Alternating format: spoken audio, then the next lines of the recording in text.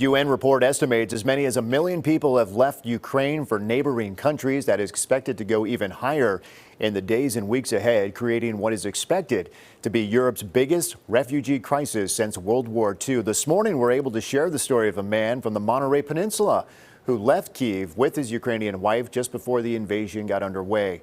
They're now in Poland and are awaiting to come to the United States. Bryan Showalter and his wife Irina join us live from Warsaw. Thank you both for being with us. Bryan, I'll start with you. Describe what you guys are seeing at the border, the situation with the refugees, especially when it comes to food and shelter.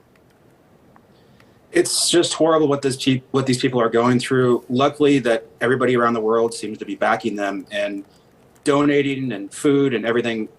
It's amazing what you see at the border, how many people that are helping and the amount of donations that they have. So that's one silver lining there. You know, Irina, it's truly. I understand you guys are helping out. I mean, you're driving supplies down there. How are you doing this day in and day out and getting involved specifically?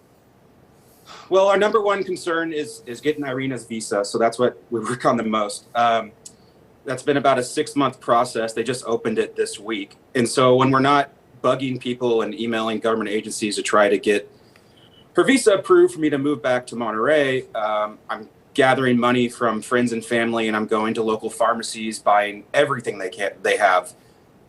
They've started to run out of even the basic Tylenol type of medicine.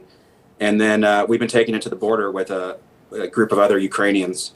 And it seems like that's the easiest way to get stuff to people in Ukraine, is to personally do it right now. At what point did you actually know, hey, it's time to pack up and get out of here, out of Ukraine? And how was the journey for you and the emotions really as you fled to Poland?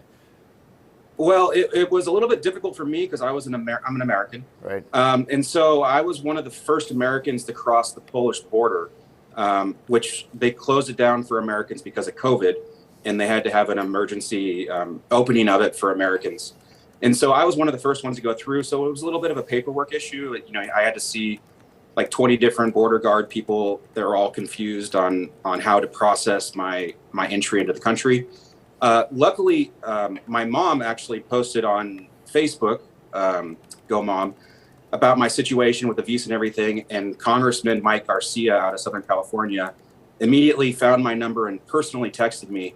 And he gave me intel on when to get out and which route to take that didn't have resistance, which was nice. You know, for those who have fled, the ones you've spoken to, you know, the refugees, are they angry? Are they sad?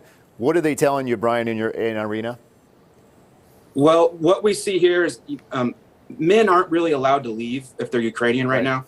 So I'm lucky I was allowed to leave because I'm American. But if you're a Ukrainian man, you can't leave. You're expected to fight. So what we see where we're in a hotel right now. We see its occupancy is 100%. Everywhere is sold out. And you just see women that, you know, have a look of just utter horror in their face in the elevators all day. You see just a lot of sad women, a lot of sad children.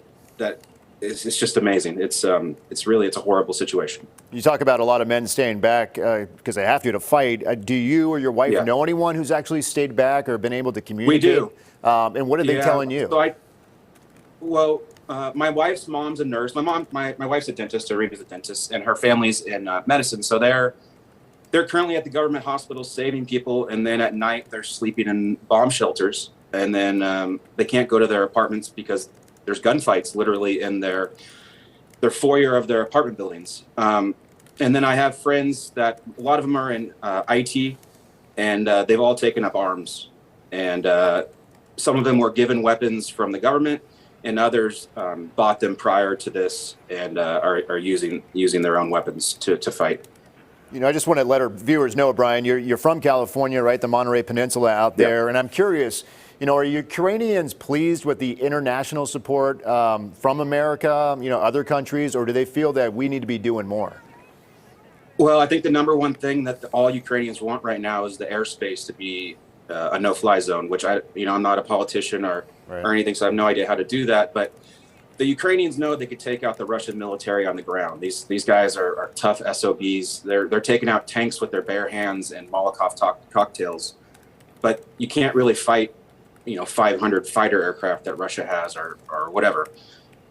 So they all say the same thing: just please NATO close the airspace so then they can handle the rest.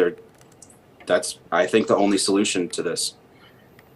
You know, you were in the U.S. military for 15 years. You've been part of that team. Describe the fight in the Ukrainian, especially those men who are staying back. I mean, the determination, if that is there, among those. They have no other choice. If they stop fighting, there's no more Ukraine. And, you know, if they stop fighting, they lose their country and possibly get executed after this. So Irina's family was in the Soviet Union, for the last 100 years. They know what it's like to have communism take over your country and basically be slaves to the government and have no rights at all. So these people are fighting not just for themselves, they're fighting for generations in the future that don't want to go back to this kind of tyrant regime that Russia does. You were in Ukraine, you fled to Poland. You briefly mentioned in this interview, you know, the working on getting back to the United States. And do you have any timeline for that right now, Bryan? So luckily, two congressmen are wonderful and helping me. Jimmy Panetta out of Monterey Peninsula. His team's been working on our visa, and Mike Garcia has been giving me updates out of SoCal. So I am very fortunate that I know people that can get in contact with these people. I'm going to be fine. We're going to have to move to Frankfurt for they changed the embassy over to Frankfurt from Kyiv. So we're going to make our way there whenever she gets her visa appointment. But there's people out there that don't have the financial resources like I do. They don't have the contacts with Congress people. They can't pay $100 a night for a hotel room. And, you know, these people make $200 a month as teachers and police officers and nurses. They're just all really in a tough situation. So I'm blessed that we are doing great, and we're going to get home eventually. Everybody else is just, it's sad. Well, Bryan, Irina, thank you for taking the time to join us here in the Bay Area. Be safe. And again, thanks for, I mean, you're going to pharmacies, you're getting what you can, you're trying to help out those refugees there at the border. And that, I commend you both for doing that. And safe travels again. And thank you again.